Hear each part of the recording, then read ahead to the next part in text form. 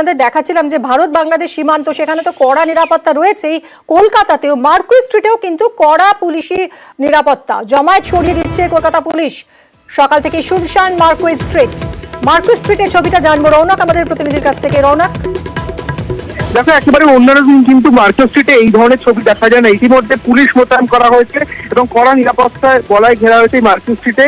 যেখানে জমায়েত দেখা হচ্ছে পুলিশের তরফ থেকে কিন্তু জমায়েত সরিয়ে দেওয়া হচ্ছে, এমনকি যাতে কোনো রকম অপ্রীতিকর পরিস্থিতি তৈরি না হয় সেই দিকেও কিন্তু নজরদারি করছে কলকাতা পুলিশ। একই এখানে যারা বাংলাদেশ থেকে আসা নাগরিকরা রয়েছে তারা কিন্তু বাস চলাচল স্বাভাবিক না থাকার কারণে তারা ফিরতে পারছে না, সেই নিয়েও তারা উদ্বিগ্ন রয়েছেন। এবং যাতে করে এই মার্কেট স্ট্রিটে কোনো রকম অপ্রীতিকর পরিস্থিতি তৈরি না হয় সেই বিষয়টা সামনে রেখে কিন্তু কলকাতা পুলিশের তরফ থেকে কড়া নিরাপত্তা রাখা হয়েছে। ইতিমধ্যে পুলিশ পোস্টিং করা হয়েছে প্রত্যেকটি মোড়ে, শুধু মার্কেট স্ট্রিটও নয়, মার্কেট স্ট্রিটের পাশাপাশি স্কুল স্ট্রিট প্রত্যেকটি জায়গাতেই কিন্তু কলকাতা পুলিশের থেকে পুলিশ মোতায়েন করা হয়েছে। মিমি, ধন্যবাদ রৌনক।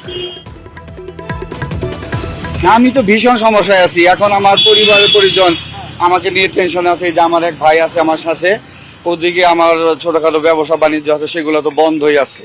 হ্যাঁ, আমাকে সারা তো ব্যবসাগুলো মোটামুটি বলতে গেলে আমি যাদের দিয়ে আসছি চালাচ্ছিল, কিন্তু এই কয়েকদিন তো আমার ব্যবসা প্রতিষ্ঠান টোটালি বন্ধ ছিল। তো সমস্যা করছে ভাই, আমরা তো যেতে পারছি না। এখন আমরা যশোরে যাব কিন্তু যশোরে যাওয়ার কোনো তো সুযোগ আর পাচ্ছি না। কি দিয়ে কি করব, আমরা এই চিন্তায় তো বাঁচতেছি না যে কিভাবে আমরা এখন ফেলবো। এদিকে দেশের অবস্থায় উদ্বিগ্ন বহু বাংলাদেশি যারা এই রাজ্যে রয়েছেন, চিকিৎসা করাতে এসেছেন, চিন্তায় রয়েছেন তারা। যেরকম মোর্শেদ আলম, বাংলাদেশের নারায়ণগঞ্জের বাসিন্দা মোর্শেদ, ফোনে পরিবারের খোঁজ নিচ্ছেন উদ্বিগ্ন মোর্শেদ।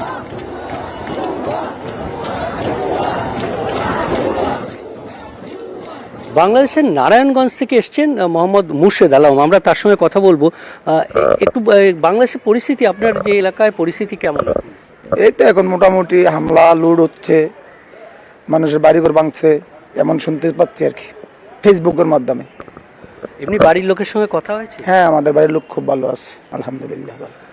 এখানে এসেছিলেন কেন, কোথায়? ডক্টর দেখাইতে আমরা আসছি গত শুক্রবার আসছি। মানে এখন তো থাকতে হবে? না, আমরা চলে যেতে পারবো, আমরা চিকিৎসা শেষ হলে চলে যাব। ভিসা কতদিনের আছে? ভিসা আমরা 6 মাসে লেগেছিলাম, 18 তারিখ শেষ হয়ে যাবে। আপনি তো চিকিৎসা করাতে এসছেন, তার মধ্যে একটা টেনশন বাড়ির লোকের জন্য। হ্যাঁ, সবার জন্য টেনশন আছে। জি, কতটা টেনশন হচ্ছে? আছে, অনেক টেনশনই আছে। তবে খোঁজ খবর নিয়েছেন কেমন আছে? হ্যাঁ, আলহামদুলিল্লাহ আমাদের বাড়ির সবাই ভালোই আছে, বাড়ির বাসায় সব জায়গায় ভালোই আছে। অর্থাৎ নারায়ণগঞ্জ থেকে যারা এসছেন চিকিৎসা করাতে, এরকম বাংলাদেশের অনেকেই এসছেন, তবে বাড়ির লোকজন এখন পর্যন্ত তারা ভালো আছেন এবং পরিস্থিতি স্বাভাবিক হয়ে যাবে এমনটাই আশা করছেন, এবং তারা যথা সময়ে ভিসা থাকাকালীনই বাড়ি ফিরে যেতে পারবেন এমনটাই আশা করছেন বাংলাদেশের বাসিন্দারা। ক্যামেরায় গোপালের সঙ্গে বিশ্বজিৎ, নিউজ 18 বাংলা।